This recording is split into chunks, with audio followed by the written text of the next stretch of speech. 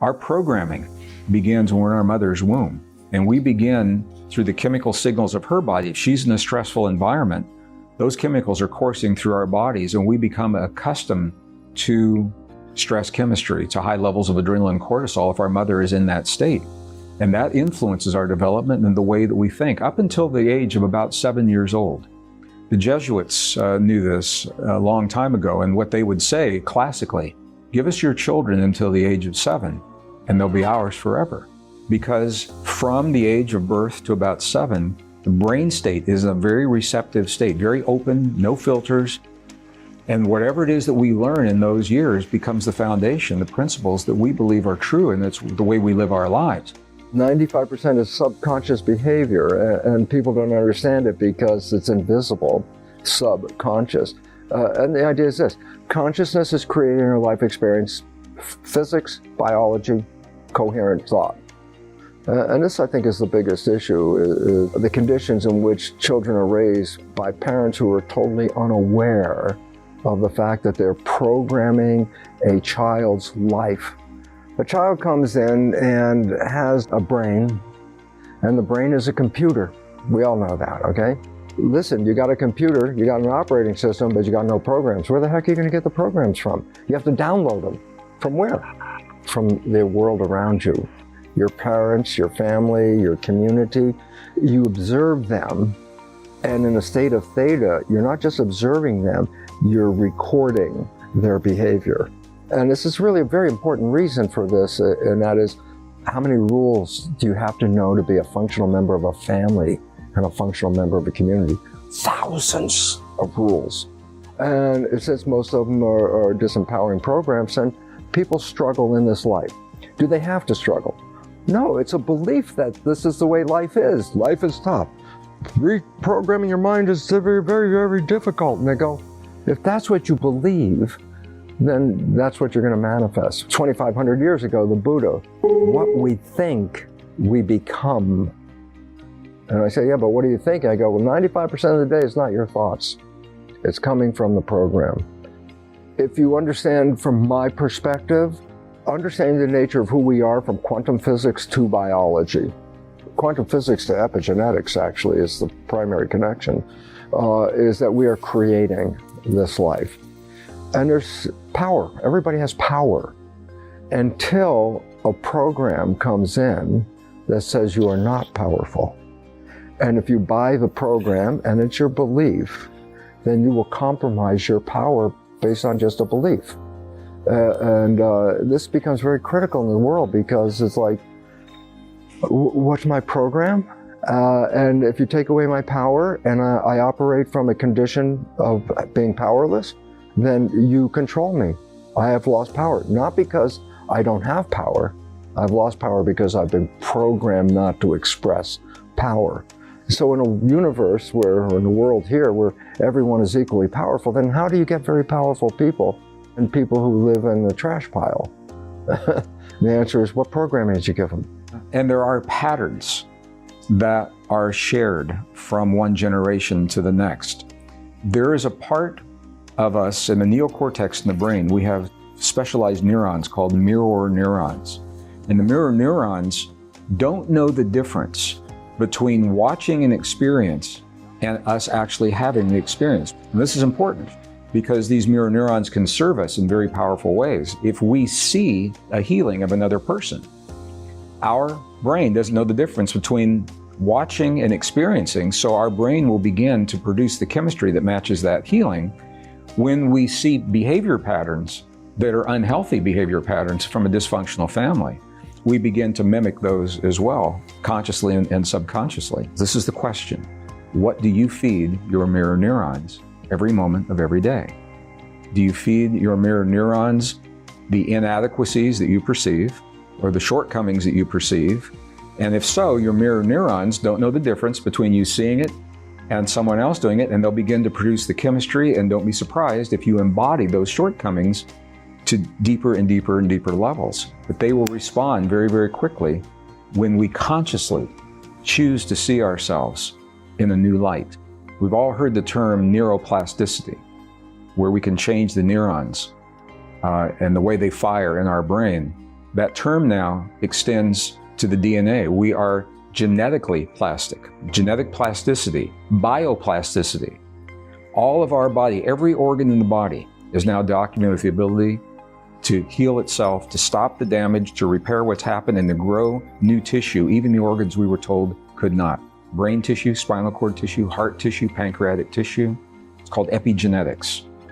It's our body, our DNA responding to the environment that we give that to respond to. And the environment can be external, nutrition, certainly, chemical environment, the big part of it. Perhaps the largest part is the internal environment, thoughts, feelings, emotions, and beliefs. And these are all functions of a sentient being. This is our sensory world. We have been so led to believe we're mechanical devices controlled by genes that we have given up the power and blamed it on our genes. Oh, I got bad genes. It's like, no, not true, but you might have some bad ideas, and epigenetics controls those genes, and epigenetics is the interface of perception to cellular genetics. Perception to genetics. First, we have to know that we're not defined by our circumstances. We have to know that we have a choice. We have to know that we are soft, emotionally malleable beings, and that our emotions, we can change the filters. We can change the way we choose to be in the world. And it takes three things. It takes the wisdom to recognize that possibility, the courage to move forward and say, yes, this is now my path, and the strength to follow through.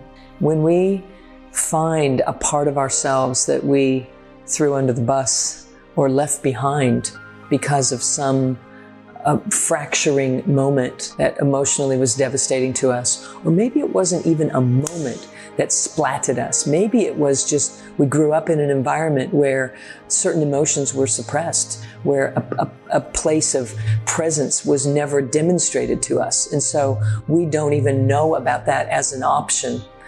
Whatever the case, when we leave behind parts of who we are, the absolute most healing, most beautiful thing that we can ever do is gather them back again, come back and discover them in the most intimate fashion.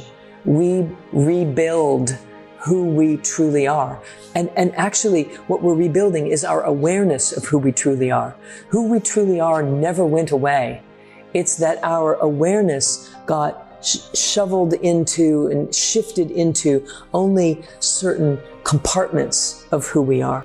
So the good news is that we never are the victim of our past unless we choose to be defined by our past. And many people simply do not know that. Many people believe that because of their childhood, their upbringing, or their early adult life, and because of the bad things that have happened to them, that they have been put onto a path that they cannot recover from. And if they believe that, then that will become their life. It's how we're interpreting the experience that we're having that is in our way. It's our belief that trauma that leaves us feeling stymied is a horrible place. But if trauma was a jolt off of your protective personality and into the void of infinite possibility, and you knew what to do with it there, you would thank the trauma for jolting you out of the life of humdrum, the life of repetitive, habituated living, and awakened you being sitting here as the illuminated individual that I'm talking to today. That trauma served you, but we didn't live in a culture that taught you what to do with that trauma right away. And so you suffer in that because you don't know how to interpret it and you don't know what to do with it. What quantum science is teaching us is that we are supposed to be embracing that void. We're supposed to be using it as a blank canvas upon which we can create anything, but we haven't been given the tools to do the painting. And so we sit there feeling confused and lost, like, I don't have any idea what to do.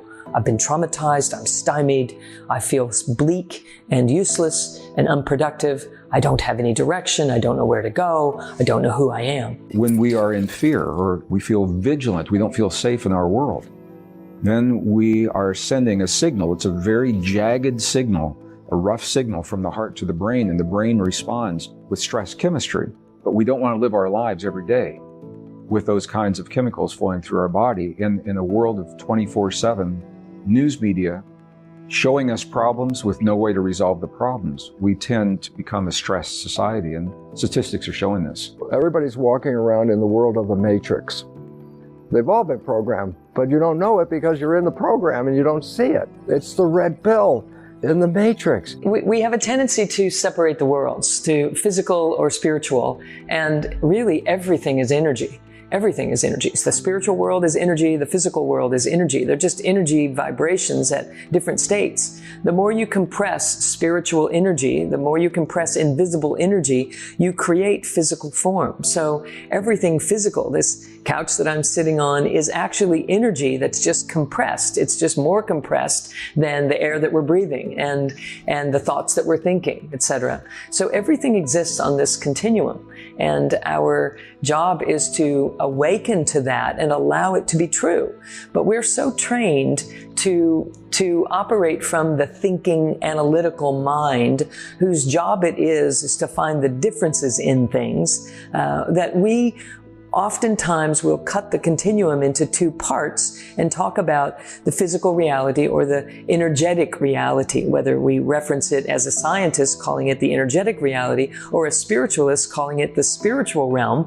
We're all talking about the same thing. And so what I want to do is put those two separate worlds back together on the continuum and allow us to own all of it as who we are. So my statement is that we are spiritual beings not having a physical experience. Why don't we be spiritual energy beings having a spiritual energetic experience in a spiritual and energetic world? You know, one of the interesting things that I experienced when I was leading groups in Tibet in the 1990s and the early 2000s is conversations with the monks.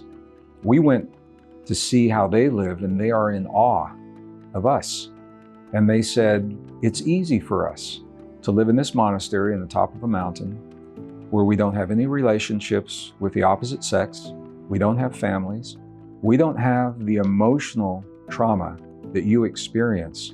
It's easy for us to be spiritual and to learn about ourselves. They said, but you live in the real world. You're out there in the world with different cultures, different people, children, husbands and wives. And they said, we're in awe of how you do what you do and how well you do what you do. And I was surprised to hear that, and I'd never thought about it from that perspective. This is the workshop of life. It can take lifetimes to reach this point where we do not assign so much significance to the events of our lives, to what happens in our lives. We have to know that we're not defined by our circumstances. We have to know that we have a choice. We have to know that we are soft, emotionally malleable beings, and that our emotions, we can change the filters. We can change the way we choose to be in the world.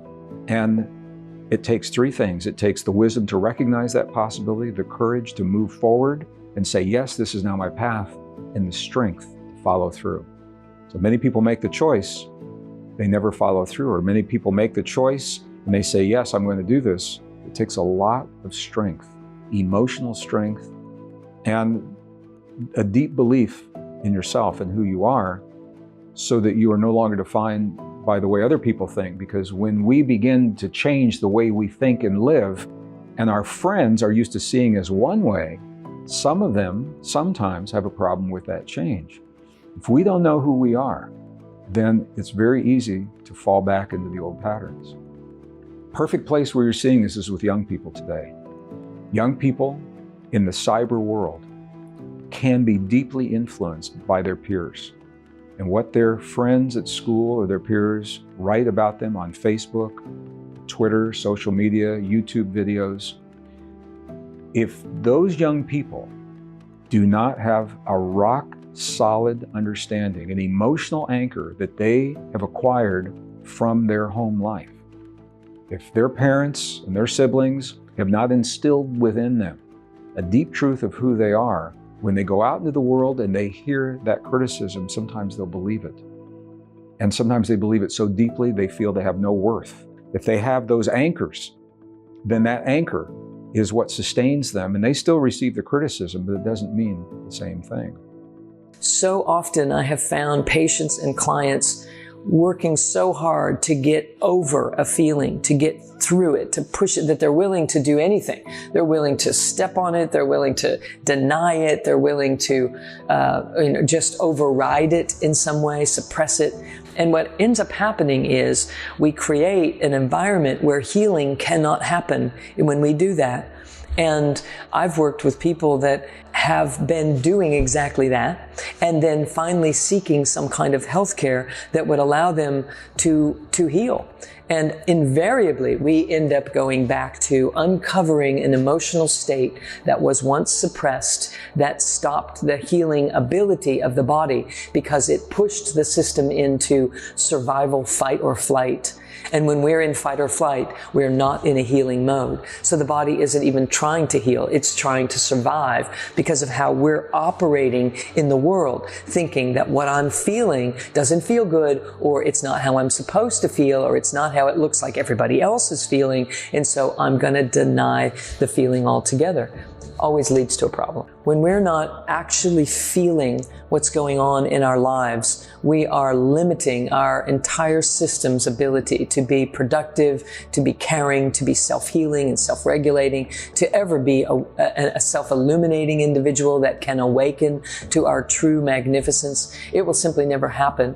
Every time we reach for our phone, or we walk out of a conversation, or we have self-talk that is not loving, that is not kind, that is not generous of spirit, every single moment that those things are happening, we are in a suspension of all things productive. We are suspended. We're just waiting. We're not really here. And if we're not really here, we can never address why we came. We came here to be here. And we're kind of hanging out in purgatory, if you will. We're like one toe in the river, but we're not really landing here. And we have all kinds of distractions and dispersal aspects of our culture that encourage this. And we're here to awaken to that and to master our ability to not let it keep me from landing in my wholeness. When we see behavior patterns that are unhealthy behavior patterns from a dysfunctional family, we begin to mimic those as well, consciously and subconsciously. So in this way, it's not unusual for young people to have an alcoholic or an addictive personality without ever touching a drug or a drop of alcohol, because they have learned to respond to life, to solve life's problems and deal with life through the eyes of the addiction from their parents. Their mirror neurons are mimicking what it is that they've learned. So the good news is that we never are the victim of our past unless we choose to be defined by our past.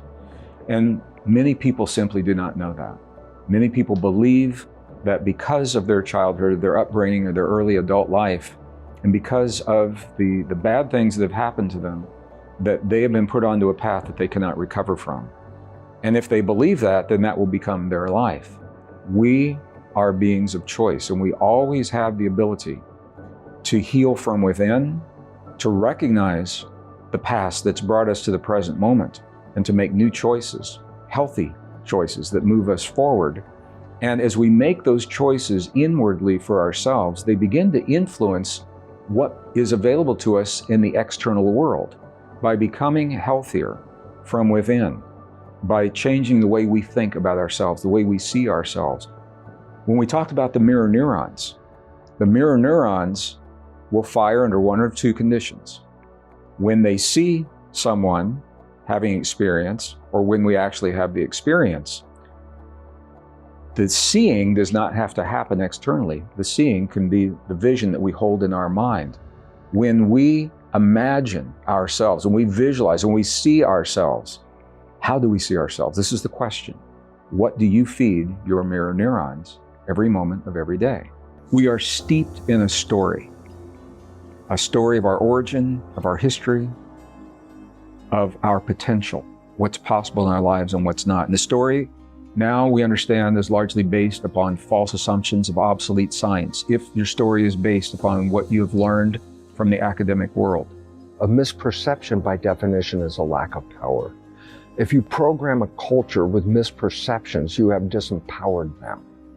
And there are 4 fundamental misperceptions that have changed the culture to conform to the misperceptions, and then living in those misperceptions has created the extinction event that humans are facing right now. And the 4 misperceptions that we've been programmed with that are wrong are, number 1, the belief in a Newtonian universe, which is matter and energy are separated from each other, because quantum physics, the new insight, is everything is energy, everything is entangled. The second misperception is that we are the victims of our genes, that we are programmed by our heredity, and it turns out, no, we're not. The new science of epigenetics reveals how consciousness writes the genetic activity. The third and fourth misperceptions related to Darwinian theory are, number 1, why are we here when the belief of the system is it was all accidents of mutations, which meant no purpose, which is totally wrong. We were brought here to be part of a garden to support the garden element. We are here as this sentient being that is here to embody as the superconscious version of life that we can be. We're here to embody that. So many people are seeking to find spirituality, and what is actually happening is we are the spirit being, and our job is to come here as that. We come partway here, witness that it's no fun to not be all the way here, don't realize that that's the issue, so we turn and try to find spirituality after only coming partway here. So the idea to allow sentience to be the prevailing factor here is to allow this cosmic unified consciousness that we truly are to come all the way here and have this beautiful experience in this dimension as the superconscious and sentient being that we truly are. Our relationship to our planet, we're really only beginning to understand in a scientific perspective, although intuitively, I think we all feel deeply connected to the world around us. I'm going to just give an example. I'm a degreed geologist, and as a geologist, even in the 1970s, when I was studying the magnetic fields of the Earth, what we found was that the magnetic fields were changing. And my immediate question was, what does that mean to us? Because we're living in those fields. So I'd ask my geologist friends, and they kind of had their little blinders on. They said, don't ask me, I'm a geologist. I don't know anything about biology. Go ask a biologist. So I'd ask my biologist friends, and they'd say, don't ask me, I'm just a biologist. We don't talk about magnetic fields. Go ask, a physicist. And it's a beautiful example of the way we have been taught to think, to compartmentalize the world that we live in and the natural forces in the little boxes that we're comfortable studying, called chemistry, biology, geology, physics. And the truth is, nature doesn't work that way. Nature doesn't know about those boxes. There is a world out there, and there are natural forces and fields, and the magnetic fields of our planet are a very, very powerful part of our lives every day. Every form of life is influenced by the magnetic fields of the Earth. Every blade of grass, every bacteria, every hamster, every goldfish, every CEO of every corporation, every leader of every nation. Though there truly is no them and us, there's a we when it comes to the magnetic fields. When we look at the human heart, the optimum frequency to harmonize the brain and the heart is a very, very low frequency, 0.1 hertz, 0.1 cycles per second. And this is no accident. And as a geologist, I find this fascinating because if you look at a graph of the magnetic field frequencies for the planet, the first big spike on that graph is 0.1 hertz. What that means is that when we harmonize our heart and our brain, self-regulating this powerful force within us, not only are we harmonizing the organs and systems within our body, we are harmonizing our body to the greater body that we live on. We're actually harmonizing our biology to the magnetic fields of the planet. And this is where healing begins. Healing is nothing more, nothing less than the alignment, the harmonization of the cells with these forces. And we find ourselves in dysfunction and disease. It boils down to one of two conditions, either too much of something we don't need or not enough of something that we do need. Those can be nutritional, but they can also be emotional. They can also be our relationship to our planet. So as we harmonize the heart and the brain, we bring ourselves into this alignment. Now, the beauty of this is you don't have to know any of the science. And our most ancient and cherished spiritual traditions, all focused in the human heart. They weren't scientists. They didn't tell us the nuts and bolts of how it works. They told us why it works and what to do. Now this is the really beautiful place where, for me, the rubber meets the road. The spiritual rubber of our hearts and our intuition meet the road of everyday life. And science and spirituality are coming together in a really beautiful and very useful way. So science we can think of as essentially a mystical language, the contemporary mystical language.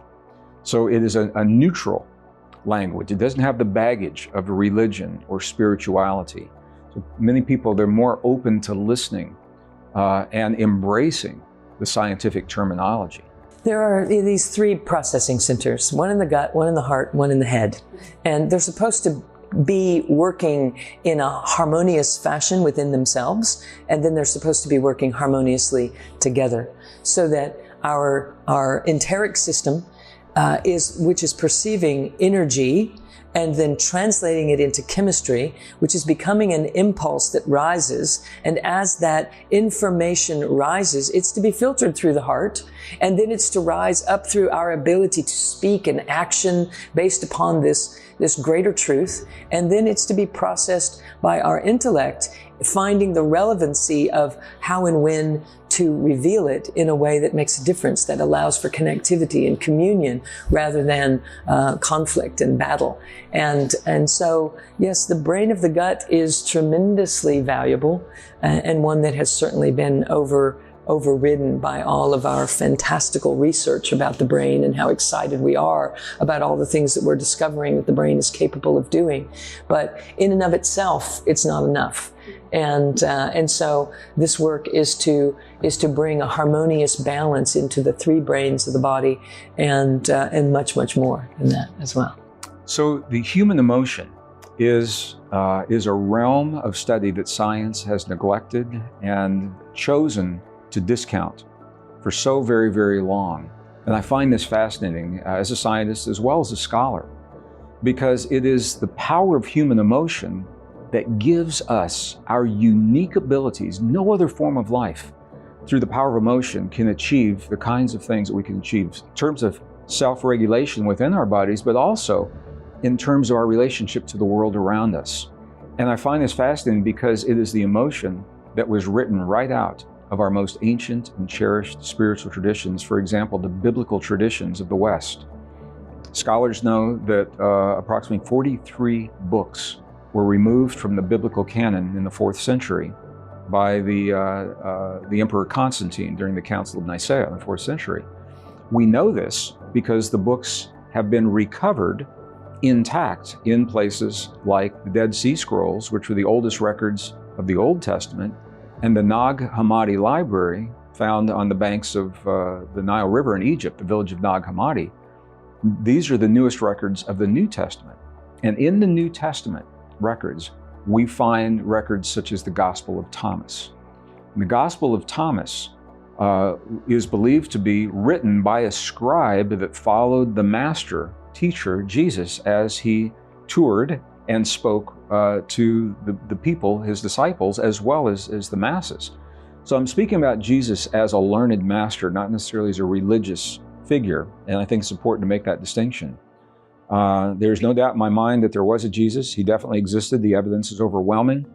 And he was a very learned man when it comes to our relationship with our bodies and spiritual principles. So we find him speaking to us about how to access our heart in ways that science has traditionally discounted, and especially with males, with men. Men in the Western culture have been taught to deny their emotions, to stuff the emotions, to simply not acknowledge them. We were taught that the trauma was all in our mind, is what we taught. It's just the way that you think about things, and to discount the hurt. And it was good. I learned a lot from that. But in all of those experiences, I was always taught, and people would just say to me, suck it up. That was the term, suck it up. You're a man, and deal with it. And I did to the best of my ability. But now what I realize as an adult is that it is the very emotion that results from our betrayals, from our hurts, from our fears, that can either be the source of our greatest strength or the source of what destroys us. And Jesus said this in the Nag Hammadi library. He says, if you bring forth that which is within you, it will save you. If you deny that which is within you, it will destroy you. And these are what we are now finding about the emotions. We've been identified as the mind, and the mind is not our wholeness. So we don't feel whole and complete when we are identified as it. What we're now doing is dropping to a deeper version of who we are, this presence, this version of self that is bigger than the mind. So the mind immediately begins to feel like it's embraced, like, oh my God, I'm not alone. Oh my God, there's something here that could actually take care of me, that could actually help. We've been asking the mind to do something the mind is not built to do. And so it constantly feels frustrated, and it constantly leads to a feeling of apathy and depression because we can't fix it. And the reason we can't fix it is because we're asking the mind to do something it's not built to do. So if the mind could have solved the problem, it would have by now. We are brilliant people. And if we've thought of it once or twice or a dozen or 24 times and we still don't have the answers, it's because what is before us next is not a job for the mind. It's a job for the loving presence. It's a job for the true essential core self. It's a job for the essential self, the soulful self. The rest of who we are now has to rise up and allow the mind to take its rightful role instead of it trying to lead the brigade of something it has no idea what to do with. When we talk about the hurts of life, one of the things that I learned very early is that my hurt was directly linked to my perception of the hurt. What I recognized is that the person that I blamed for the hurt did what they felt they needed to do in their lives. And the only way it was possible for me to hurt was to compare what happened in that moment to another moment. Think about this. Because when the moment is all that there is, and there is no past that you're comparing it to, the moment feels very differently. So what I found was that my emotions were very, very closely linked with the expectations and my attachment to my past, whether that past was an hour ago or whether that past was a year ago. When someone is upset, when they're afraid, when they're fearful, if they're angry or they're feeling abandoned, what I'm directing people to do is take their attention to the body and feel where in your body you are activated in this moment. In the moment of the charge, where is the charge? Instead of going to your head and asking, why is this happening? What's wrong with me or what's wrong with you? Instead of doing that, the invitation is lay that down.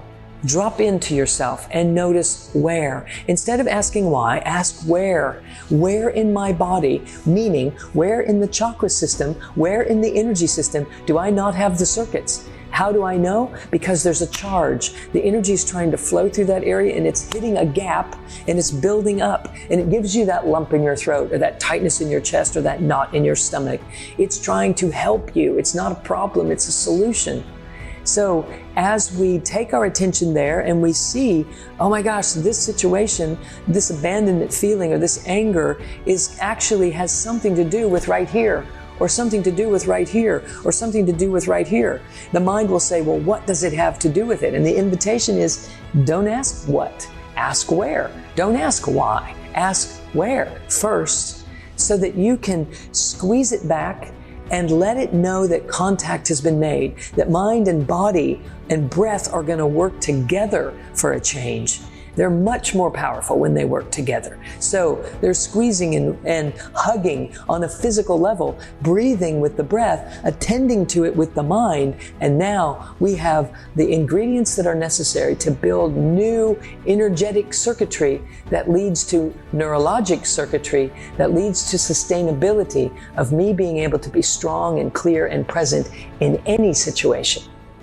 I began to experiment with myself and say, what if now is all there is? How would I feel about my partner breaking up with me or my friend betraying me? How would I feel about that? It doesn't change what happens. because we can't always change what happens. We are definitely empowered to change the way we respond to what happens. And if you think about your life, when your heart is broken and when you feel betrayed, it typically is because we are making a comparison between the moment and something in the past. And the question is, what do we use as our frame of reference? What do we use as that point of reference? The same is true with self-esteem. When people say, I'd like to be in better shape, or I'd like to be a better artist, or I'd like to be a better musician. And I understand the intent, and I think it's good to want to improve. But we can only be better. This is really subtle. It's very, very powerful. We can only think that we need to be better when we are comparing what we are now to something else. If we are not making that comparison, all we are is what we are in the moment. And if we have truly done, I'll speak to our viewers, if they have truly done what they believe is their best effort in the moment, then there cannot be anything any better. So I was asked recently about my failures in life. Gregg, what are your greatest failures in life? And my answer was not what the interviewer was expecting, because from my perspective, I honestly believe I have no failures in my life. There are many times when the outcome has not been what I thought the outcome was going to be. But what I have chosen to do is, when I go forward with anything in life, if I say yes to an invitation, if I say yes to a commitment, and I'm in 100%, and I do all that I could possibly do given those circumstances in that moment, and I could do nothing else, that's all I could do. And it's impossible for me to fail. Now, the outcome, I may have expectations of an outcome that change, but I've never thought of that as a failure. And I know it's subtle, and it's a very different way of thinking, but it also has freed me from the polarity of the success-failure paradigm and allowed me to move forward with new choices in my life. And I continue. I'm a student. I am a student of understanding myself, my relationship to the world, and I continue to do these things. When you embody the energy of the negative, when you come present to the negative, it automatically becomes a positive. You are made of love. You are this blazing bonfire that transmutes everything. And if you bring your attention onto something, you burn it up. Like throwing a log on a fire, it blazes the fire bigger and the log turns to ash. Now it's not a separate negative thing. It's now just energy. I've metabolized it. I'm burning it up physiologically. This is a physical transmutation that happens when we put our attention on something. It magnifies, and if we come to it with love, it dissolves. Presence. So you may have a negative feeling and think, how am I going to love this negative feeling? You don't have to love into it. You are love. So when you come present to it, it's as if you're loving into it and you dissolve the situation. It automatically serves you. So you don't have to then turn to the positive. Just the fact that you metabolized the negative, it now becomes a positive because you've been victorious in recognizing that this situation is not bigger than I am.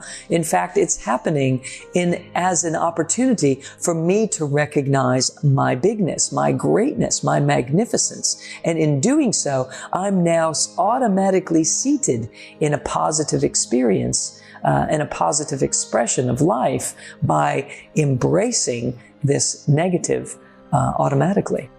So when we talk about harmonizing the heart and the brain, 3 very simple steps. The first step is to shift the awareness from the mind into the heart.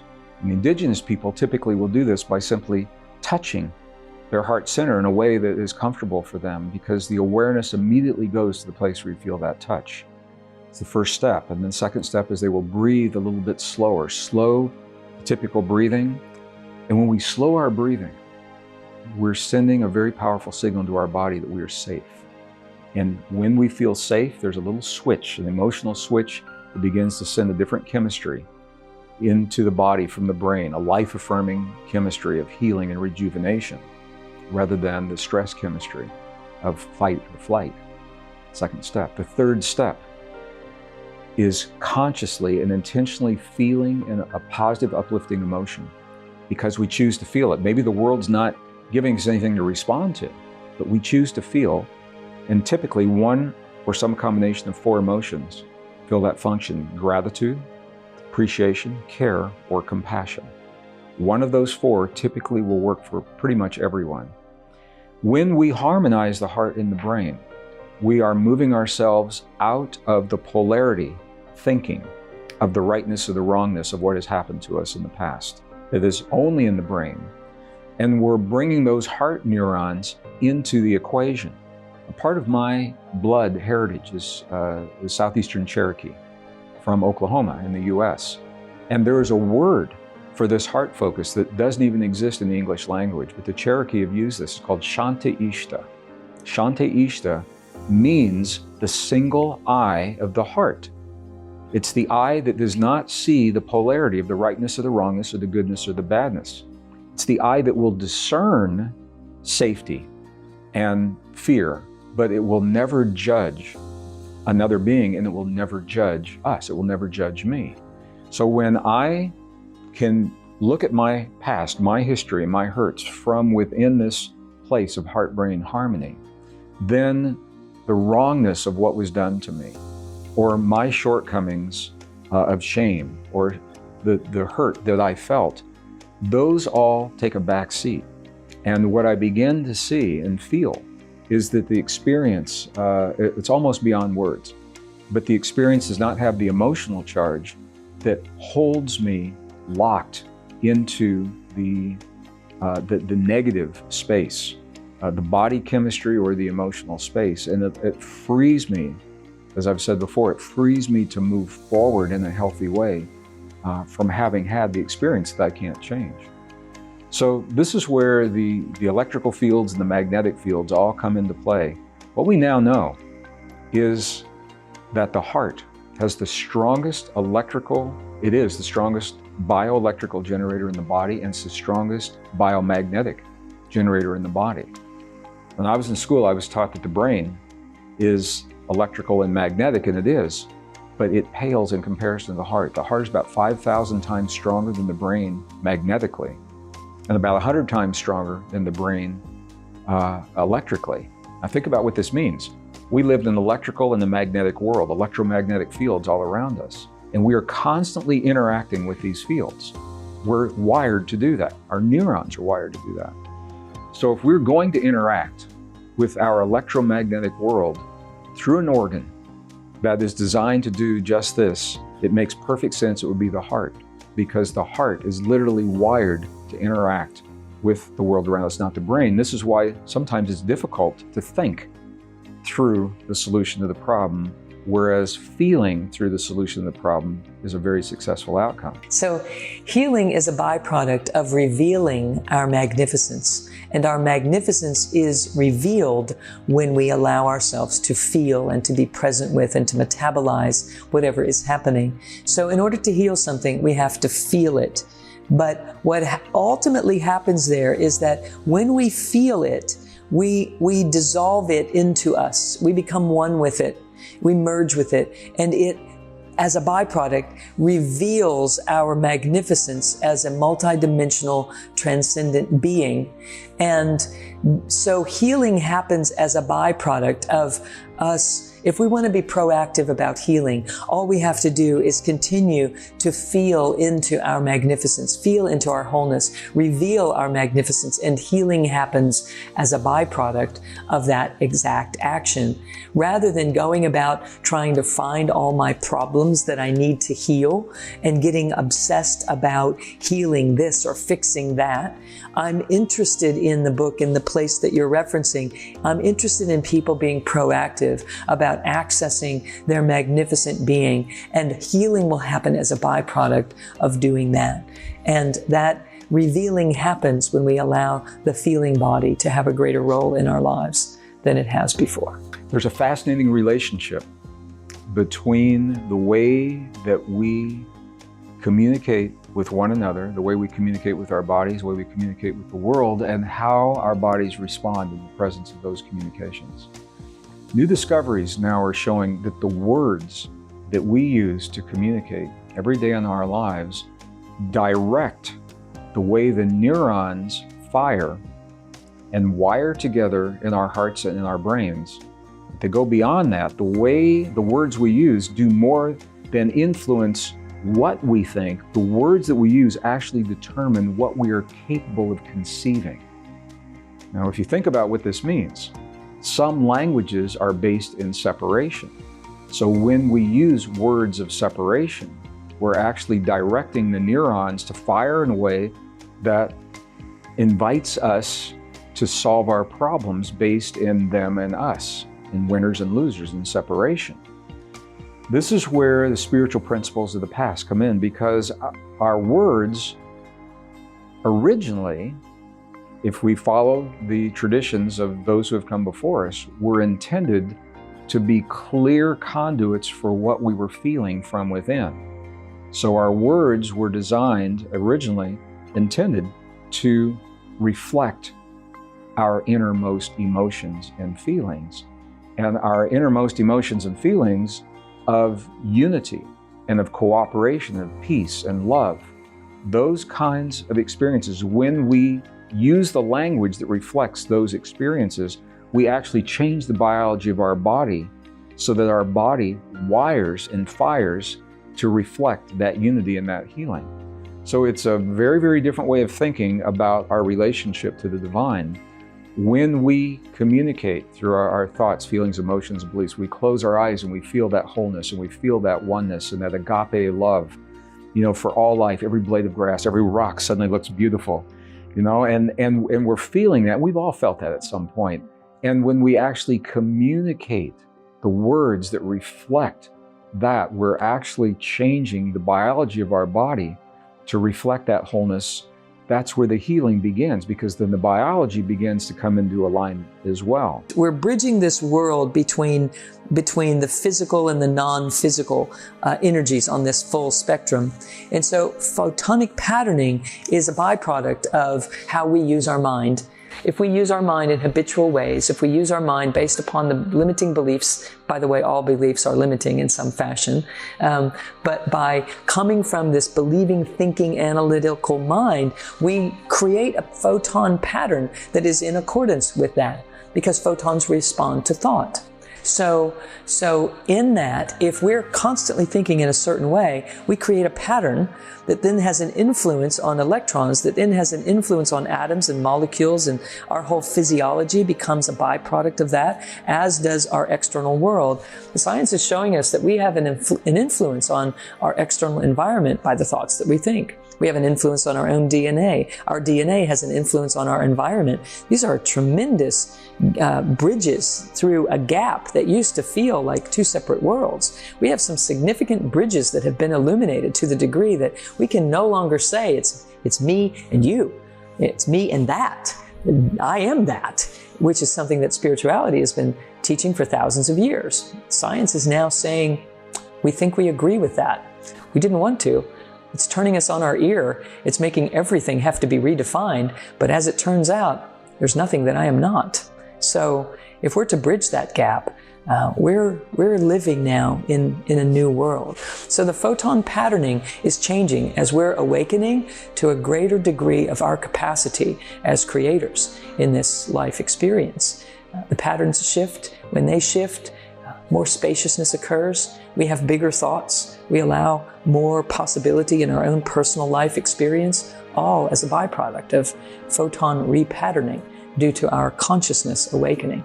So people have asked me, from our global family, how many people does it take to create a lasting change in the world? And there have been many ideas that have been evolving and have been refined over time. There was a time where the studies suggested the square root of 1% of a given population would be enough to tip the scales. This was from the TM studies, that were transcendental meditation studies, that were done back in the 1970s, I believe, and into the 80s. And what they found was that in statistically significant, or cities over 100,000 people, statistically significant change occurred when the square root of 1% of that population would go into the TM process. Crimes against people would decline, emergency hospital room visits would decline, violent crimes would decline. But the problem was when the people stopped what they were doing, all those statistics reversed, because the meditation was something that was done in the moment. And the key, as our ancestors told us, is not what we do, it's what we become. How do we become this way of being? Now, there are other studies that are showing that through the heart-brain coherence, in the presence of heart-brain coherence, the 0.1 hertz influencing populations, that we become more cooperative and less aggressive in the presence of those experiences. Now, I have found that to be true as well. There's a direct link between the magnetic fields of the earth and the way that we deal with one another. And the bottom line is this, that when the magnetic fields are low, we become more aggressive, less cooperative. When the magnetic fields are high, we just reverse that. We become more cooperative with one another. In the past, we have waited for the planet to give us that higher magnetic field. We now know that collective human hearts, when many people come together in heart-brain coherence, we couple with the magnetic field of the earth, and we can actually shift that field in a positive way. The question is, how many people does it take to do that? What the studies are now suggesting is that maybe less about the sheer number of people and more about the quality of the coherence that people are holding to achieve that threshold. So I don't know what the exact numbers are. I believe it probably takes more than one or two, but out of a planet of 8 billion people, it may not take that many in very clear coherence to tip the scales and stack the deck in our favor. It's less about what we do and more about what we become. We must become the very things in the world that we choose to experience in our lives. That's the key. We must become that coherence. So this is a problem. In the past, we've taught techniques. People, they go out and party all night and they do whatever they're going to do, and then they come in and they say, okay, I'm going to do my spiritual thing. And they do it for a minute and they say, okay, I did it. And then they go do whatever they were doing, and it's not lasting. It's not sustainable. We are made of consciousness, and consciousness is here to create. And we are gifted with this amazing capacity we call free will to make choice. So we, of course, feel empowered when we make choices. When we choose and choose again and then choose again and choose again, we're able to experience ourselves as the creator that we are. We're afraid to make choices because we're afraid we're going to choose the wrong thing. What we don't realize is that we can just choose again right after that, and choose again and choose again and choose again and choose again, and keep choosing until you're choosing in a fashion that feels empowering, that feels creative, that feels delightful, that feels adventurous, that feels harmonious with what's going on in the inside, so that your inner realm and your outer realm can begin to look like the same thing, instead of me feeling one thing and sensing that I should do something else. It's not our greatest empowered disposition to live in. Until we start choosing, we never really know who we are. So when we look at the instructions from those who have learned these principles in the past, they weren't scientists, but they really understood our relationship to the world. So we've all heard, for example, a biblical passage, ask and you shall receive. And I know people that ask and ask and ask. I did when I was young, nothing happens. And you say, well, my prayers don't work, or I must be a powerless being.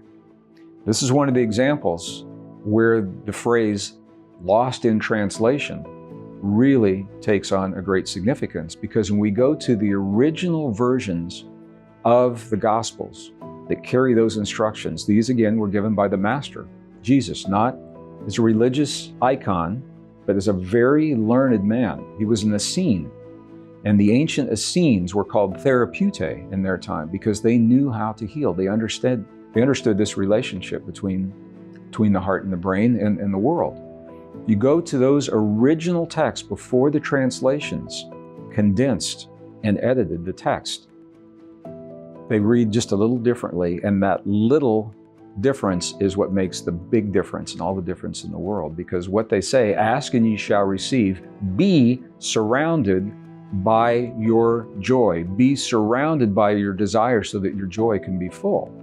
So the only way to be, when we be, it means the healing or the outcome is already present. It means we're living, this is a quantum principle, we're living in the present moment We're not asking for it to come from somewhere else. We're claiming that it is already there. Be surrounded. This is the key. Be surrounded by your joy. Be surrounded by your healing. Be surrounded by your desire so that your gladness may be full.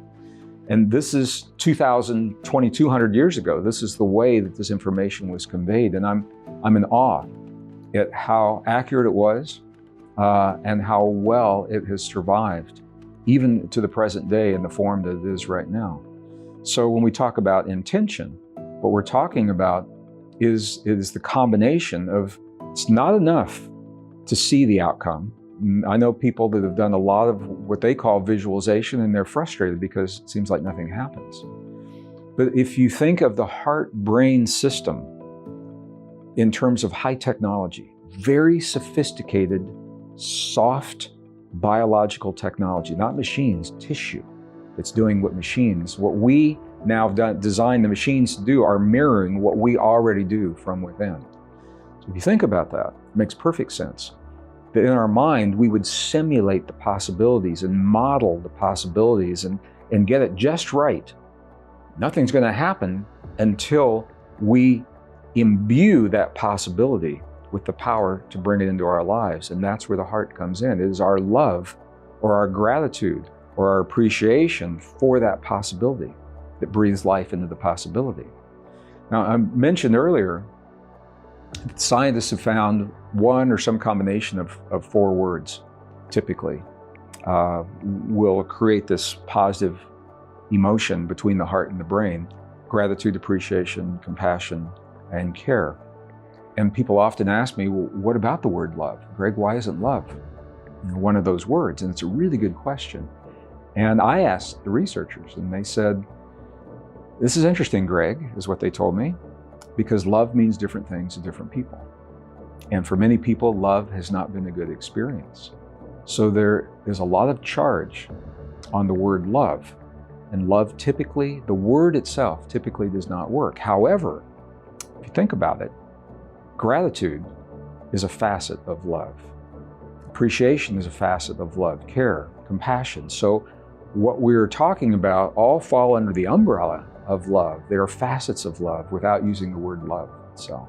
We typically are vibrating not in joy, not in compassion, not in surrender. These wonder and awe and gratitude these are not the vibrations that are predominant in our culture because we don't live in this way that is in constant celebration of those vibrations. And so when we do tap those vibrations, they have a neutralizing effect on our life experience. However, if we only ever were these exalted, blissful vibrations, we would actually find anger or frustration to be neutralizing for us. It would bring us closer to home. It is that we are to live on the full spectrum and to have no judgments from any of them, and to allow each of them to have equanimity in our life experience. That is the grand neutrality that I'm encouraging everyone to be in. But yes, tapping those vibrations on a regular basis are very good at unpacking old patterns that we have become accustomed to living in and have an identity or a sense of self established in. So by going into gratitude, by going into forgiveness, by going into wonder and awe and these kinds of energies, we're tapping energies that are less familiar to our cellular structure on a habitual kind of level. And it does bring us into a greater, more expansive space. As humans, we are extraordinary, powerful beings in ways that we're only beginning to understand. And we're the only form of life that can consciously choose to harmonize the neurons in the heart and the neurons in the brain, 2 separate organs, harmonize them into a single potent system that serves us in terms of self-regulation. It gives us the ability to self-regulate our biology in a way that no other form of life can do. When we harmonize the heart and the brain, 2 organs become a single potent system. We open the door to this potential of self-regulation in so many ways. Simply harmonizing the heart and the brain, it enhances our immune response almost immediately. It helps increase what is called heart rate variability, the beat to beat, how much time between one beat and the next in our heart rate. When we're young, we have tremendous variability. As we age, we typically lose that variability. And when we do that, we lose our resilience to change in life. The greater the heart rate variability, the more resilience we have to change. All of our lives are changing. We need that resilience. Harmonizing the heart and the brain is one of the ways to regain that resilience by increasing heart rate variability.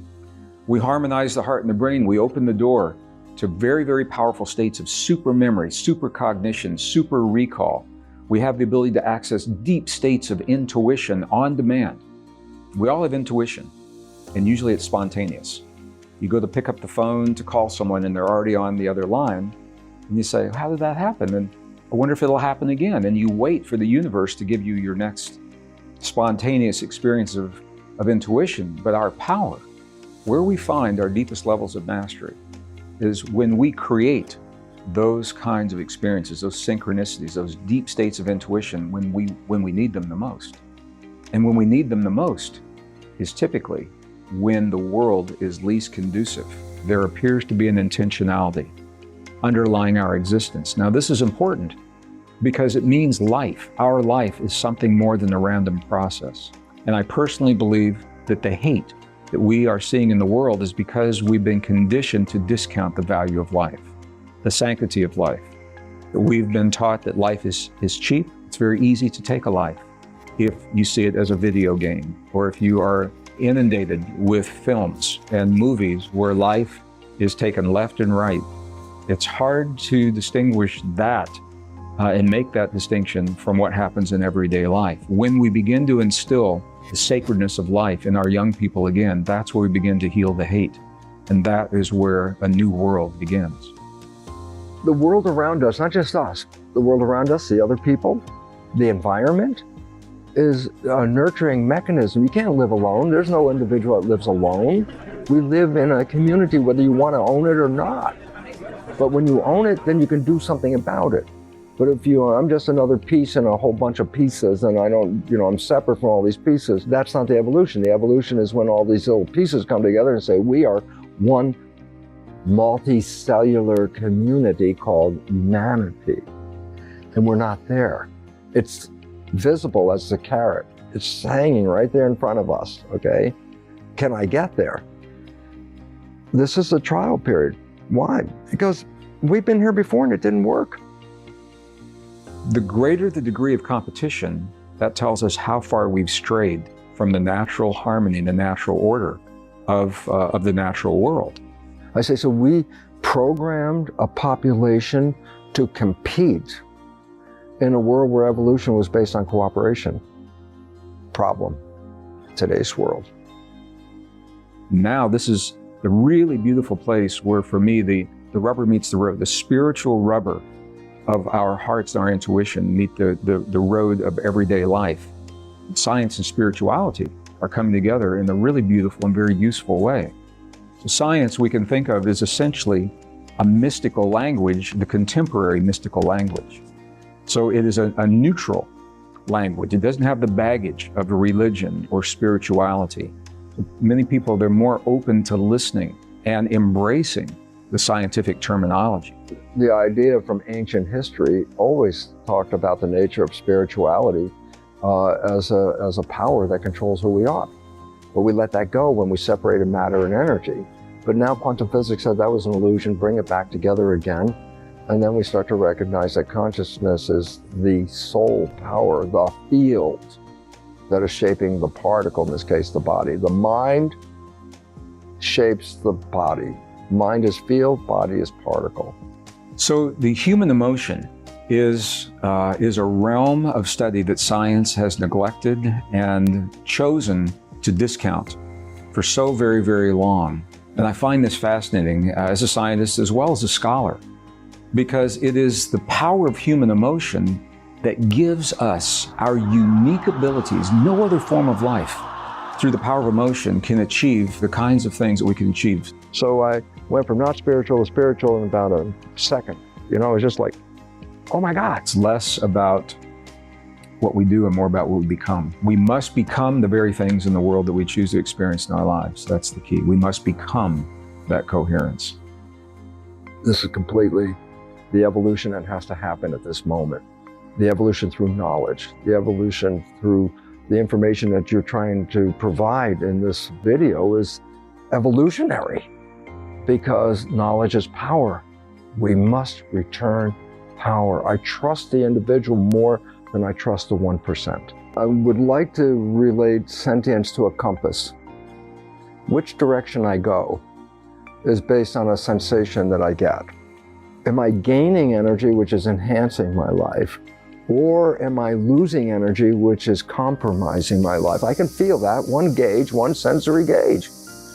There's no mechanical, physical world, it's all energy. This is the nature of quantum physics. I say, what's the relevance?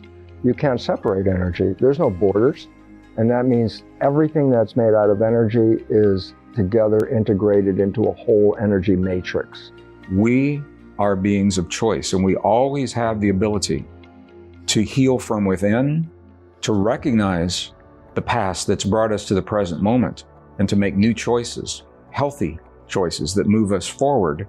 And as we make those choices inwardly for ourselves, they begin to influence what is available to us in the external world by becoming healthier from within, by changing the way we think about ourselves, the way we see ourselves. Once you recognize that you're energy, then you recognize that energy is shaping everything. And that's a quote from Albert Einstein.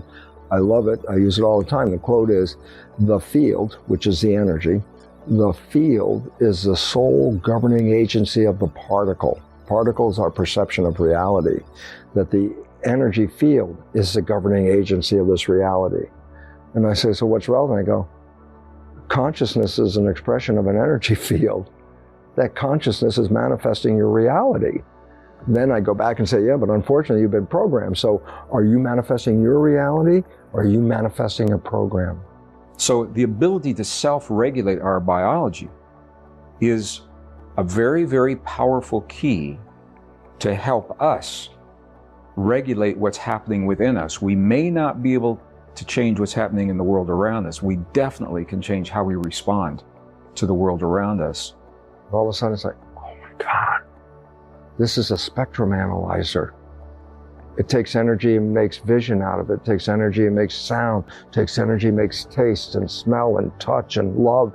These are feelings, sentient feelings. Consciousness can have a thought. Love. How beautiful. What does love feel like? Oh, first you have to have a body. Then you know what love feels like. So we come into these bodies to do what? Experience. And then I say, yeah, but wait. Well, I want to go to Mars. Can't get there, but I want to know what Mars is like. What is life like on Mars? Can't send a human. We send a thing that looks like a go-kart with all kinds of cameras and instruments on it. It's called the Mars rover. I say, how does it work? The guy at NASA drives the vehicle around, and the sensory receptors on the vehicle send the signal back to the guy at NASA. So the guy at NASA can have, what's it like to be on Mars? Okay? We are Earth rovers. We came into these bodies to move around and stuff, but to have experiences that are sent back to source. There is an awakening of human consciousness that we've never seen before. As we embrace the fact that we are a global family. We may not always like one another, but I believe we truly love one another. And I've seen evidence of that. We may not like the habits of one another every day, but when it comes down to life or death, we will lay our lives on the line for one another. And that's very unique in a species. So I think consciousness, definitely there is an evolution in consciousness, and that evolution is unfolding. It's not being shared in the mainstream media. You're probably not going to see it on CNN or BBC, but we all know it's there. And it's interesting because we have a belief that our consciousness is trapped in our head. They put wires on your head called electroencephalograph, and you can read your consciousness. And I go, there's a new device called magnetoencephalograph. It reads consciousness. I go, yeah, what's the unique? The probe is out here. I go, what's the relevance of that? Your consciousness is not in your head. Your consciousness is broadcast into the field. We are creating this field. and the field shapes the particle, and that we're creating all this. And so it's like, oh my God.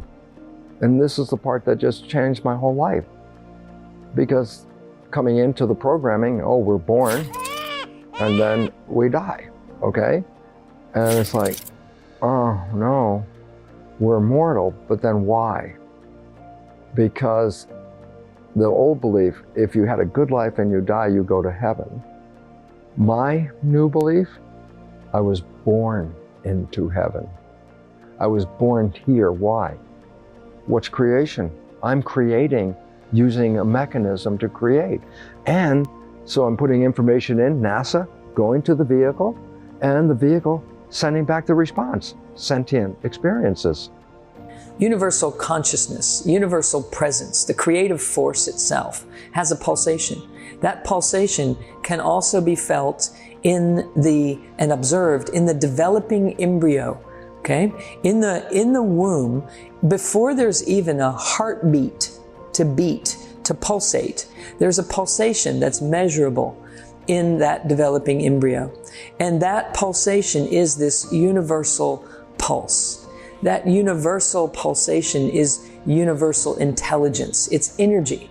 All energy is intelligence. Everything is information. We are sensory beings perceiving it because we are made of it. We are communing with it as it. And as we connect our mind with that universal pulse, we're connecting with the universal intelligence that we are each made of. So it isn't something out there we're tapping. It's something that is all that we are, that our mind is finally settling on. And when that happens, we feel and experience our oneness. The most coherent humanity cares, they love, they see possibility in everything, in everyone. They inherently know that everyone is capable of everything that they're experiencing, that nothing is bigger than any of us, that we are creator, we are creation, and we are the constant action of updating that creativity all the time. We love each other, we care about the planet, we care about the cosmos because we are that. We care about the self. We don't exclude ourselves from possibility. We don't think it's for everyone else. We realize that it has to be me too. It has to start with me so that I can share, that my cup runneth over. This unified consciousness is self-healing. It is self-evident. It is self-revealing, that there is nothing to hide, there is nothing to judge, there is no one better than and no one less than, that we are brilliant in our makeup and that we are completely capable in the actions that we take to create an even better place every day. We are a living laboratory. We are a microcosmic version of the entire manifest world, the universe, the cosmos. This body is a version of that. And so if we feel that we can't possibly be the one to make the difference in these larger systems, if we just direct our attention to making a difference in this smaller version of the whole, if enough of us did that, the whole thing would change. So I used to wonder, how do I affect someone on the other side of the planet? And I realized I have to embody my own magnificence. When I do that, it changes the entire bandwidth of consciousness. Let's separate what sentient is from consciousness. Sentience is about feelings. And I say, well, this is really good. It's not information about what's going on or what to do or step-by-step anything. Sentient just says, is this a good thing or a bad thing? Where's it on the gradient of love, which is go to that end as far as you can, or fear, which go to that end. You can have I like something, so it's off the midline, but it's not all the way to love. So sentient feelings are gradations in a range of positive and negative. Life, death, actually, is what it's all about. So you're giving a gauge to where I'm going to move in response to a program. So I call it the compass. Should I move this way or should I go this way? It's like, what's the feeling? Okay. But as itself, does it generate consciousness? No, I think it's a byproduct of consciousness. We are whole and complete. We are made of everything that exists. We are completely abundant in our existence. There is nothing broken. There is nothing wrong. There is nothing missing. We are complete creative energy here to generate We just have to have faith and trust deeply, internally, what's happening. Stop judging it and start leaning in and honoring what's going on inside and allowing it to reveal in all the ways that we can find possible. Humanity is made of divinity, and we are here to awaken our divinity within our humanity, and it's supposed to be fun. We're supposed to remember to allow it to be fun. People are talking about the planetary shift. And again, through my eyes, what the shift is really all about is an evolution of human consciousness. And what that's really about is integrating the heart's intelligence with the mind intelligence. So it's not about mind or heart, it's about the integration of the two.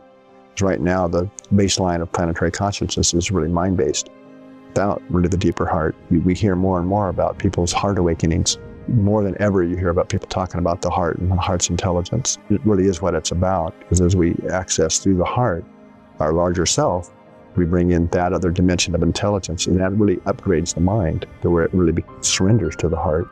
And then we become the truly integrated, whole human beings.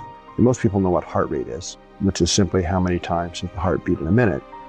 But in reality, in a healthy person, resilient person, our heart rate is changing with each and every heartbeat.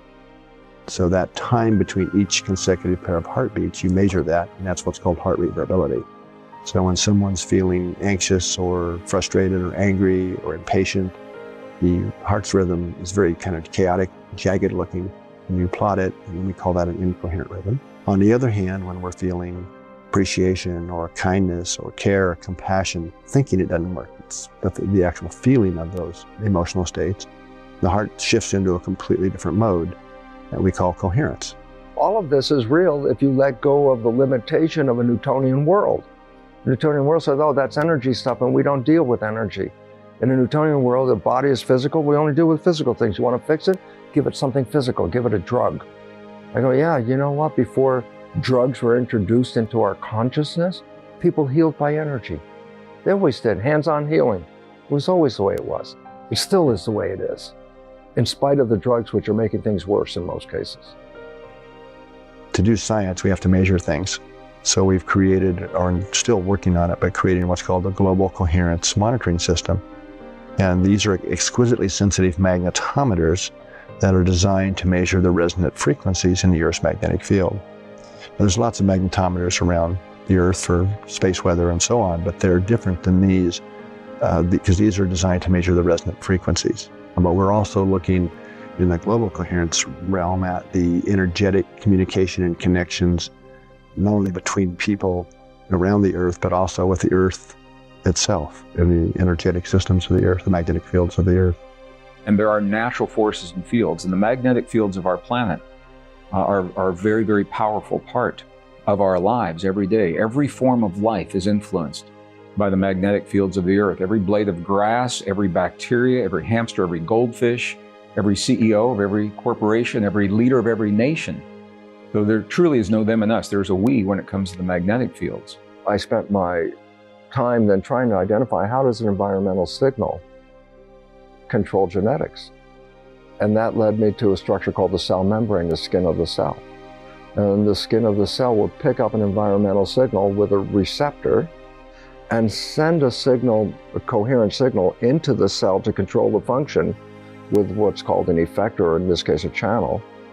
And I go, so what was the relevance? I said, the cell reads an environmental signal and adjusts its biology and now its genetics, with epigenetics, to complement the environment. So it was no accident that any organism formed. Every organism formed in cooperation and coherence with an environment, except for us who have destroyed the environment without recognizing we are the environment and we cannot survive without the environment. This wake-up call is coming. Where our whole planet now is going through a period of low magnetics. The magnetic fields of our planet are lower now than they've been for the last 2,000 years.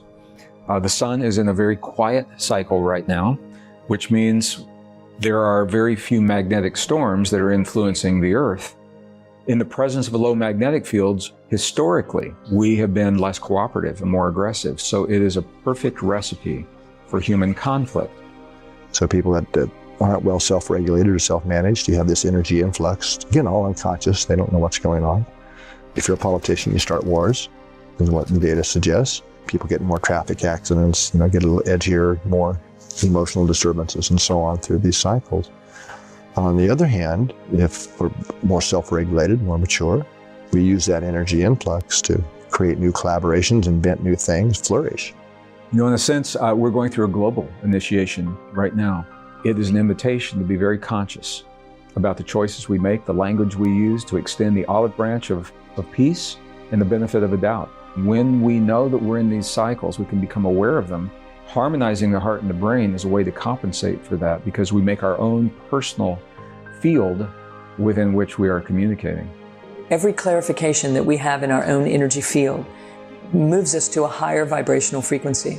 The higher the vibrational frequency, the more common ground we share with everyone else. At the purest, highest vibrational frequency of you, I am exactly the same thing. And as you step down into your own personal version of self, we start to demonstrate as differences. So as I heal on any level of myself, my mental body, my emotional body, my physical body, they all heal as a byproduct. One affects the other, affects the other. And as I start to heal, what happens is my overall vibrational frequency elevates. And as I elevate, I tap the highest in you.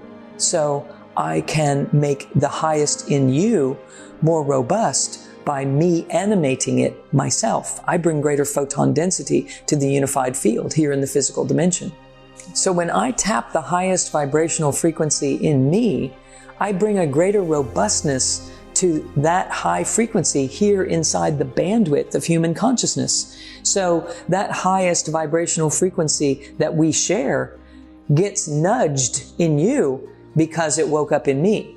This is the way that we heal the collective. This is the way that we contribute to humanity around the globe. We tap the highest frequency. It taps it around the entire planet.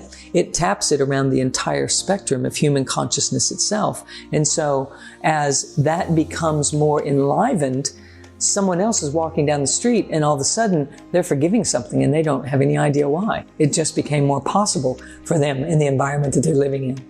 So it has a 100th monkey effect? It has the 100th monkey effect. It definitely has a contagious impact in that it ripples into the entire unified field that we're all living in. So everyone's influenced by your own awakening, your own forgiveness, your own revelation, your own reconciliation. The new science, the best science of the modern world, and specifically the science of genetics and DNA, we are now able to extract the DNA from the fossilized remains of the beings that we believed we have descended from. And we found out we are not their descendants. They're not our ancestors. We did not descend from Neanderthal, for example. And the same DNA that's telling us who we are not is telling us who we are. And it's telling us that we appeared on this earth. Modern humans showed up about 200,000 years ago, fully enabled and fully intact with everything that we have today. We have the same body proportions, the same brain size, the same neural network, which means our ancestors appeared on this earth with the capabilities that we're talking about to self-regulate their biology. This is a problem for evolutionary science. I mean, in our conventional perception is, oh, civilization started in about 5000 BC, Babylonia, the Phoenicians, and all that kind of stuff. We now know there was a city in Turkey, Göbekli Tepe, which was a massive city 5,000 years before that. And nobody knows about that civilization. It's like, well, what happened to them? Guess what? They were at the same time as climate change. And the relevance was either you adapt to the climate change or you die from the climate change. I'm not a religious person by any means. I'm a spiritual person, but not religious. But there is a line in the Bible from Jesus' story that it always gets me, because this is, if people would get this one line, it will resolve the whole issue. And the line was, he was on the cross, the last things he was saying. And he was saying, Father, forgive them, they know not what they do. I go, that is it. And when people start to recognize, well, there's two aspects to an individual, the programmed person and the spiritual person. The spiritual person is the one that created the honeymoon, because wishes of love and desire and happiness, that's what the spiritual person wants. The programmed person is just playing the program, whatever they got downloaded.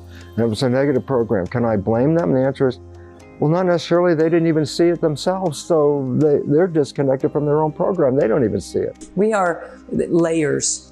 This system that we are. There's the physical layer, this etheric layer, which is not quite physical and not quite spiritual. This is where this chakra system resides. There's an emotional layer of us, a mental layer of us, multiple spiritual layers that are karmic and causal and ascending and descending energies and, Christed Buddhic consciousness, these levels of our spiritual invisible selves. And if we understand what we're doing here, we're coming from all the way out from this unified field through these electrical sensations and these awakenings at the mind field and having masterful levels of that coming in through this mental body, emotional body, etheric body to the physical. So our job is to come all the way to the physical without interruption. But what happens with us is that we come in from this spiritual realm and we hit this mind field, and the mind stuff is where we get stuck. We get caught up in it. We attach right there instead of continuing on through the feeling body, the emotional body, which is why you're onto it, that emotions are our key to move from the thinking world to the feeling emotional world to the etheric world to the physical world is our goal. That's the purpose of us coming here. And we get stuck at the mental body level. We get stuck at this mind field layer of frequencies and we get hung up there. But it keeps us, by attaching there, it keeps us from floating away. So it serves until we awaken to the fact that we're attached right there. Then we can feel our way all the way home, all the way to this ultimate destiny that we're here to accomplish. So from the spiritual standpoint, attachment is a necessity until it's not. It's something that gets us in the neighborhood here that we can then work with and ultimately feel our way into the full expression of embodiment as the soulful self. From the spiritual perspective, I would say attachment serves until it doesn't. And on a spiritual quest, as we recognize our attachments and release them and feel into our body a deeper sense of self, the attachment has served, it's no longer needed, and now I'm on to my final destination, which is this homecoming that we're referencing. So prayer, when we say prayer, a feeling-based prayer does have the potential to influence the world outside of our bodies through electrical and magnetic and quantum forces we're only beginning to understand, but it also has the ability through that feeling, when we feel the feeling that we are already healed, for example, and we go into the heart-brain coherence without the attachment to the outcome, okay, and we're feeling the feeling, and we can see that in our mind. Our mirror neurons are seeing the healing in the presence of a field that supports that healing without the judgment, without the attachment, without the goodness or the badness or the rightness or the wrongness. And this is what frees our body to respond very, very quickly. So when we talk about intention, what we're talking about is the combination of, it's not enough to see the outcome. I know people that have done a lot of what they call visualization, and they're frustrated because it seems like nothing happens. But if you think of the heart-brain system in terms of high technology, very sophisticated, soft biological technology, not machines, tissue that's doing what we now design the machines to do are mirroring what we already do from within. You think about that, it makes perfect sense. That in our mind, we would simulate the possibilities and model the possibilities and get it just right. Nothing's going to happen until we imbue that possibility with the power to bring it into our lives. And that's where the heart comes in. It is our love or our gratitude or our appreciation for that possibility that breathes life into the possibility. And so the idea is, I have an opportunity. I can create my heaven. How do I do that? Get out of the program. The program took away the power that I was creating and said I'm a victim. These abilities of self-regulation and of living our lives in states of deep intuition, this is an everyday way of being, not something we do in a special moment of time when we go into a room in our house and put out the yoga mat and light the candle, burn the incense and turn on the soft music and close our eyes and have our spiritual practice, that's good. But when we most need to be at our best, when we most need the greatest capacities of understanding and conscious listening and the ability to go beyond our judgments, is when circumstances are usually least opportune. It's when we're in the heat of the moment. Heart-brain harmony and heart-based prayer are ancient tools that have been validated in modern laboratories now that tell us precisely how this works and what to do. My life is heaven on earth. I love my life. You know, I look forward to every day. I have no idea what's going to happen. Doesn't mean I know anything that's going to happen. But I sure have a new insight into what is balance, what things I would put my energy into, what things I will hold as important, what things I'll reject as not important. Because if you get rid of all the not important things, then guess what? You're creating what you want. I go back to the words from the Nag Hammadi, from the Master, from Jesus. If you bring forth that which is within you, it will save you. That which we're bringing forth is our love. And if we do not bring forth that which is within us, it will destroy us. And I find that to be true as well. If we deny love to ourselves, or we deny the love that we have within us to share it with the world, that is a very destructive power, because not expressing that potential and not receiving that potential is the very opposite of what it is that we're wired to receive in our lives. We think about this world in a linear fashion, and pure consciousness is just about vibrational frequency. When you tap a certain vibrational frequency, that frequency is tapped everywhere. You're tapping into something that exists everywhere. So we think that it's a difficult thing to imagine helping someone on the other side of the planet, when in reality, that person on the other side of the planet is dialed into similar frequencies. The more closely to coherent more of us become, the more we vibrate at this frequency that penetrates all physical reality. There is a transcendent vibration that encompasses everything in the material world. And as we awaken to that vibration, we're animating everything. It's as if it goes straight through the planet. It's not that it has to go around the planet. It's a vibrational reality that's being tapped. So we're so trained to think in linear terms, it's hard for us to imagine that we have this kind of power. But it's the same thing that happens when you think of someone you haven't thought of in years and they send you an email 2 days later, or you haven't talked to them in forever and they call you on the phone. It's that same coherence that we're tapping common ground. We're tapping a common vibrational radio station, if you will. And as that, we start to think and behave in a unified fashion. We start to line up these individual frequencies, and as they align, we start to sense and feel our commonalities, our unified presence. If you want to get information about the universe and you can see a pattern at one level, you can generally apply that pattern to the next level. So I can study a cell, see the pattern of how it works, and then make a direct connection to the biology of a human, because we're using the same mechanisms. And then humanity is the not yet experienced, coherent population of all humans coming together as one community. And that's an evolutionary step that if we get there, we move on to the next level. When we communicate through our thoughts, feelings, emotions, and beliefs, we close our eyes and we feel that wholeness and we feel that oneness and that agape love, for all life. Every blade of grass, every rock suddenly looks beautiful, and we're feeling that. We've all felt that at some point. And when we actually communicate the words that reflect that, we're actually changing the biology of our body to reflect that wholeness. That's where the healing begins, because then the biology begins to come into alignment as well. For me, fractal geometry was the key to everything in this regard. Life, nature is a fractal in its design. Geometry, putting structure into space, is what geometry is all about. Fractal geometry is based on a different geometry than we learned in school, which was called Euclidean geometry.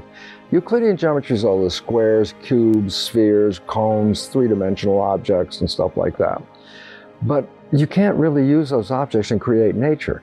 Make a cloud with Euclidean geometry. It's like, that's not possible. So what's the issue? The issue is there's a different geometry. Nature uses the fractal. It means fractional. And I say, what's relevant about it? It's a unique geometry that is so simple in its mathematics because it's a simple equation that is called iterated, repeated again. I go, well, what does that mean? I go, here's the equation. Take a line, cut it in half. Okay? And I say, fine. I take, let's say, a 1 foot line. I cut it in half. Now I got a 6-inch line. I say, feed it back into the equation. Take a line, cut it in half. Well, this time it's a 6-inch line. So now the outcome is 3-inch line. I say, take that 3-inch line, put it back in the equation. Take a line, cut it in half. Now it's 1.5 inches. So I use the same equation and take the answer and then feed it back in. Well, there's a reiteration or iteration, a repeat of the same thing. The relevance in the structure is that then the structure has repeats in the geometry again. And that the structure that's repeating itself is also functional. Not just a structure, but a functional repeat of structure and function, okay? What's relevant to me is this. It's like, I study cells. Why? Because I'm going to learn about humans. Go, how are you going to learn about humans from a cell? First fact is this. There's not one new function in this entire human body that's not already present in a single cell. Single cell is a fractal image of a human.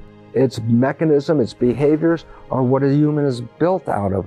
We're an enlarged cell. We're made out of 50 trillion cells, but they merge together into one community. A human is a community, not an individual.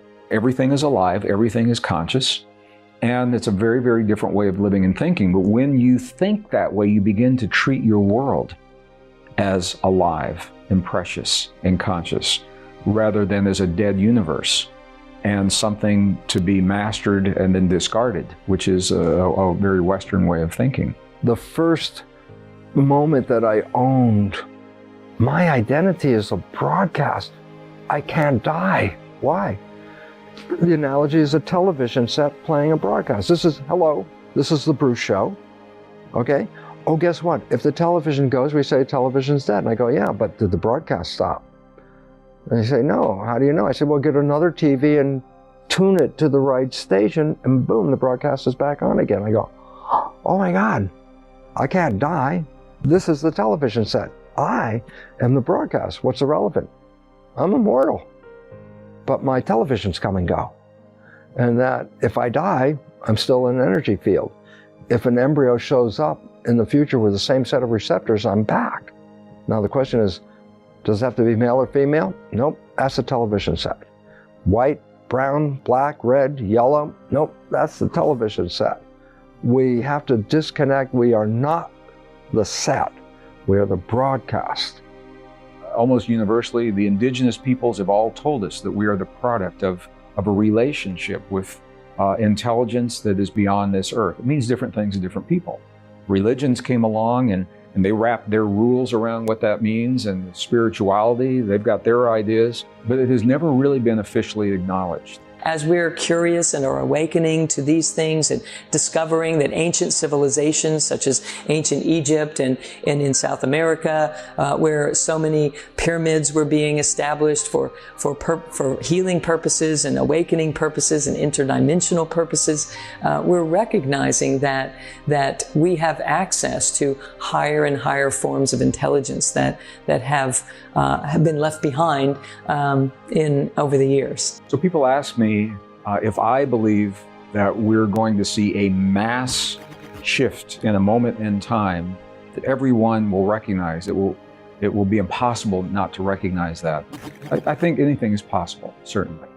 So what I'm seeing is a movement from the grassroots. It's a groundswell upward from everyday people learning about themselves in a way that they were not taught when they were in the university. It's not in the classrooms or the textbooks. If one day we saw motherships appear on every one of the continents, Similar to what we saw in the movie, The Arrival. 12 of them showed up on Earth simultaneously, so no one felt left out.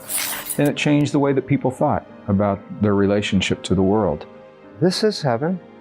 This is where I came to create. And once I'm out of the program, I manifest heaven on earth anyway. And that was the whole idea. So instead of wondering about what the heck the afterlife is all about, it's like, man, you missed it while you were here. I can imagine a cartoon where St. Peter's at the gate, and back in the starry heaven, you see the earth back there. And the person shows up at the gate, and St. Peter says, well, how was your experience in heaven? That's where you went for heaven. And the idea is, but we can create it. And that's what heaven is what? It's a personal creation. No two people have the same definition. They create what the heck they want. From this perspective, enlightenment is the full sensory experience of everyday life without the attachment to the outcome and without the judgment of what that experience means. It can take lifetimes to reach this point. Kristen, I am so happy to be here because I know that collectively all of us that can help provide a guiding light can lead us out of a certain death of a mass extinction into a heaven on earth for everybody every day. Having touched that, it's like I will dedicate my life, because if everyone around me is experiencing heaven on earth, my heaven is even better. I think our sentience is the most precious gift that is given to us. No other form of life can feel, sense, acknowledge, interact, share, and give with the world through their sensory experiences and through the emotions and feelings the way that we've been given the ability to do.